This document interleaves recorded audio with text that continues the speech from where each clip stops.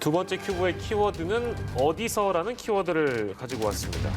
골프 카트의 속도를 줄이지 않은 채 굽은 도로를 돈 탓에 뒷좌석에 있던 골퍼의 추락 사고를 일으켜 사지마비 등의 중상해를 입힌 캐디가 항소심에서 감형을 받았습니다. 네, 금고 8개월을 선고한 원심을 깨고 금고 8개월에 집행유예 2년이 선고된 건데요.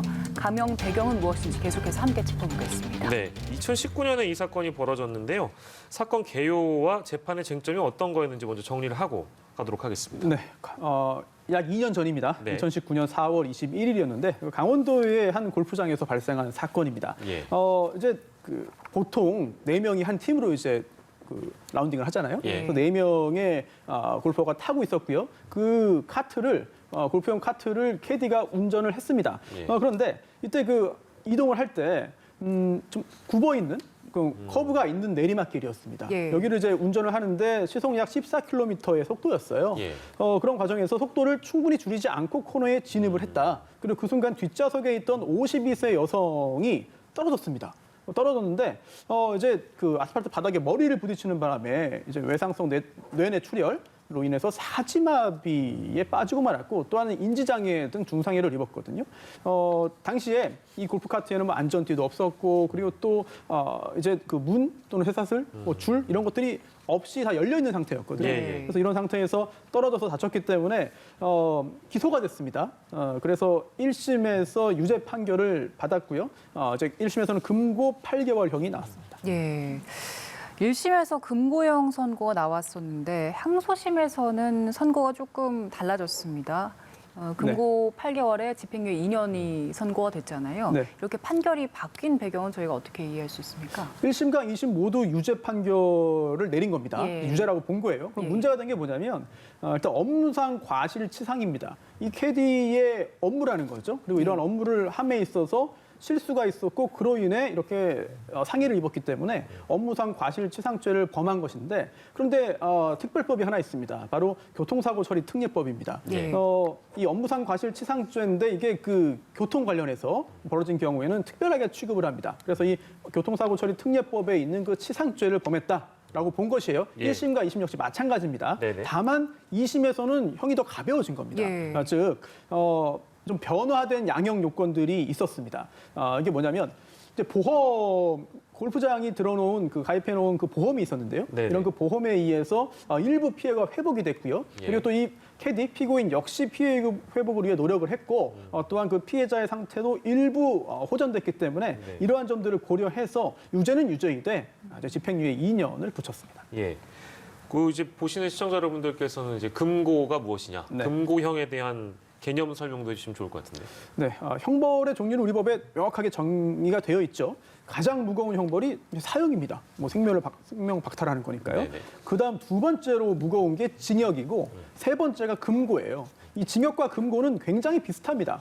즉 자유형이라고 하는데요. 예. 즉 교도소에 가둬놓고 예. 신체의 자유를 제한하는 그런 형벌이 징역과 금고입니다. 네네. 그럼 이 둘의 차이는 차이는 뭐냐? 뭐냐? 네. 바로 정역이라는 건데요. 예. 뭐 쉽게 노역이라고 이해하시면 편할 것 같습니다. 예, 예.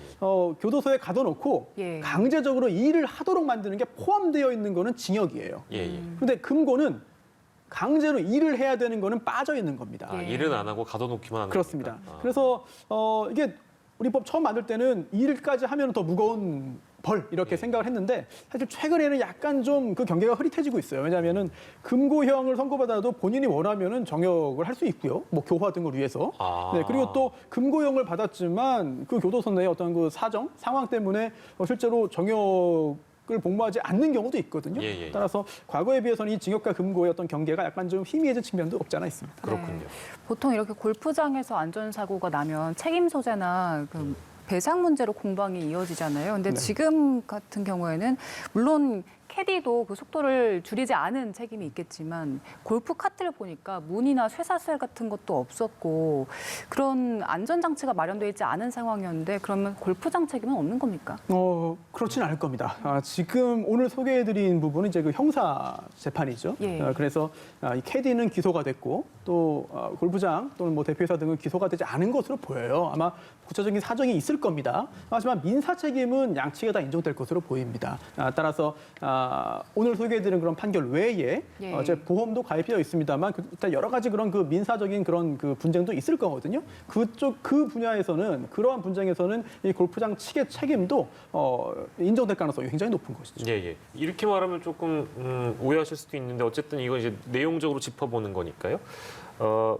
어쨌든 그 속도도 좀 빨랐고 9분 길이었습니다만 운전을 잘못하거나 이 골프장 책임이 있다고 치더라도 그건 차치하고 네. 얘기하는 건데 여기에 탑승하신 분의 경우에는 만약에 손잡이를 제대로 잡지 않았다거나 좀 조심하지 않았다 해서 골프장 이용객의 책임도 볼 수 있는 건가요? 그렇다면? 이거 역시 민사와 형사를 좀 나눠봐야 될 것 같아요. 그렇습니까? 그래서 민사 사안을 보자면은 과실상계가 인정되는 사안으로 판단됩니다. 예. 따라서 캐디와 그리고 골프장 측의 잘못이 당연히 있지만 예, 예. 또 이용객의 잘못도 없지는 않은 것으로 보여요. 다만 어느 정도로 판단할지는 또 법관의 어떤 그 판단이 필요한 것인데 예. 그러다 보니까 이 손해배상 등에 있어서는 과실상계가 있을 것으로 보이고요. 예. 다만 형사는 약간 다릅니다. 왜냐하면 설령 이 이용객의 잘못이 일부 있다 하더라도 예. 이 카트를 운전함에 있어서 실수를 범한 아주 과실을 범한 이 캐디의 형사적인